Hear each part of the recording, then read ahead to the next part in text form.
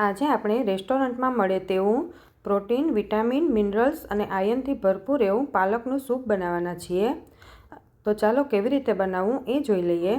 તો એના માટે એક પેનમાં 1 ચમચી જેટલું ઘી લઈ લેવાનું। ઘી થોડું ગરમ થાય એટલે તેમાં આપણે 2 કપ જેટલી પાલક લઈ લઈએ। પાલકને આપણે સારી રીતે ધોઈને કોરી કરીને લઈ લીધી છે। પછી તેમાં આપણે અડધો કપ જેટલા ધાણા લેવાના। લીલા ધાણાથી તેમાં સ્વાદ અને સુગંધ ખૂબ સરસ આવશે। પછી તેમાં આપણે 1 લીલું મરચું અને થોડો આદુનો ટુકડો એડ કરી દઈએ। આ સૂપ તીખું વધારે નથી હોતું એટલે એક જ મરચું એડ કર્યું છે, પણ જો તમારે વધારે એડ કરવું હોય તો તમે કરી શકો છો। પછી તેમાં 1 ટામેટાને રફલી ચોપ કરીને એડ કરી દેવાનું અને આ બધું જ સારી રીતે આપણે સાંતળી લેવાનું।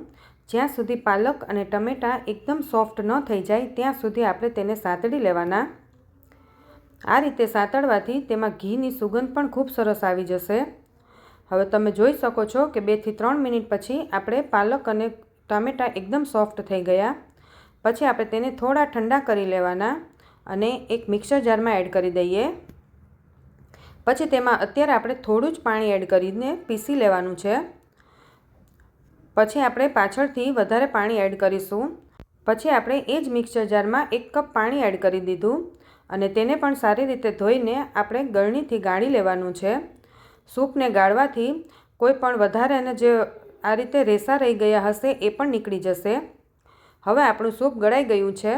પછી આપણે તેને ગેસ પર મૂકી દઈએ અને તેમાં આપણે 2 ચમચી જેટલી દૂધની મલાઈ એડ કરી દેવાની। તમારે ફ્રેશ ક્રીમ લેવી હોય તો એ પણ તમે લઈ શકો છો। મીઠું સ્વાદ પ્રમાણે એડ કરી દઈએ। અત્યારે મેં અડધી ચમચી જ એડ કર્યું છે, કારણ કે પાલકનો ટેસ્ટ પણ થોડો ખારો જ હોય છે એટલે મીઠું એ પ્રમાણે એડ કરવાનું। પછી તેમાં આપણે થોડો મરી પાવડર એડ કરી દેવાનો અને આ બધું જ સારી રીતે ગરમ થવા દેવાનું। પછી તેમાં 1 ચમચી જેટલી ખાંડ એડ કરી દઈએ આપણે ટામેટાના ટેસ્ટને બેલેન્સ કરવા માટે। પછી આ સારી રીતે ઉકળી ગયું છે તો પછી આપણે તેને થોડી થિકનેસ લાવવા માટે 1 ચમચી કોર્નફ્લોર લેવાનો અને તેમાં થોડું પાણી નાખીને આ રીતે સ્લરી બનાવી લેવાની। પછી એ સ્લરી તેમાં એડ કરી દઈએ અને કોર્નફ્લોરની સ્લરી એડ કર્યા પછી તેને આપણે 2 થી 3 મિનિટ માટે એકદમ ઉકળવા દેવાનું।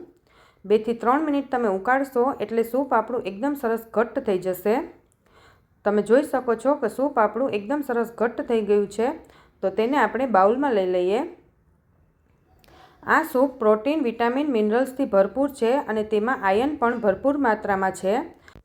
પાલક એમ ખાવી હોય તો કોઈને નથી ભાવતી, પણ તમે આ રીતે સૂપ બનાવીને આપશો એટલે નાના બાળકો પણ પી જશે।